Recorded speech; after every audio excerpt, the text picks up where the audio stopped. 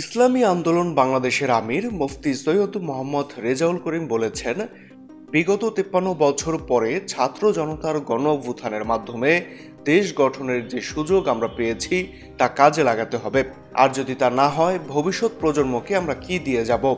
শনিবার ১৩ সেপ্টেম্বর ইসলামী আন্দোলন বাংলাদেশের ভোলা জেলার আয়োজনে ভোলা সরকারি উচ্চ বিদ্যালয় মাঠের গণসমাবেশে প্রধান অতিথির বক্তব্যে তিনি একথা বলেন। এই সমাবেশে ভোলার ৪টি সংসদীয় আসনের ইসলামী আন্দোলন বাংলাদেশের প্রার্থীদের নাম ঘোষণা করেন। এই সময় তিনি বলেন, পিআর পদ্ধতির মাধ্যমে বাংলাদেশের মানুষ একটা পরিবর্তন চায়। পিআর পদ্ধতি ছাড়া নির্বাচন হলে দেশে ফ্যাসিস্ট তৈরি হবে, কালো টাকার ছড়াছড়ি হবে, চাঁদাবাজ, জুলুমবাজ, নির্যাতনকারী তৈরি হবে। আপনারা আর কত মায়ের বুক খালি করতে চান? পিআর পদ্ধতিতে নির্বাচন না হলে আবারও অনেক মায়ের বুক খালি হবে। এজন্য পিআর পদ্ধতি ছাড়া আর কোনো নির্বাচন নয়। তিনি বলেন, আপনাদের এত ভয় কেন? পিআর পদ্ধতিতে নির্বাচন হলে এই দেশের জনগণের ভোটের অধিকার ফিরে পাবে, সব ভোটারের মূল্যায়ন হবে।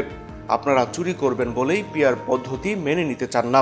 পিআর পদ্ধতি মেনে নেওয়া ছাড়া এই জাতি আর কোনো নির্বাচন করতে দেবে না।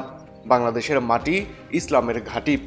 আপনাদের চালাকি এ জাতি বুঝে গেছে।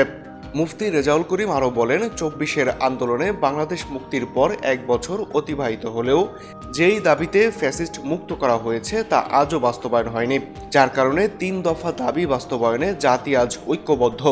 ত্রয়োদশ জাতীয় সংসদ নির্বাচন অবশ্যই পিআর পদ্ধতিতে হতে হবে।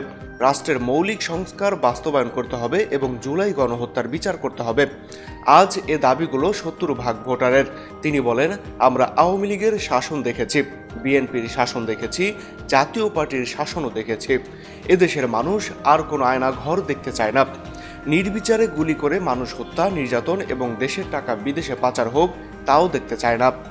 মাহাদি হাসান বিয়ান, পিপল ভয়েস টেলিভিশন, ঢাকা।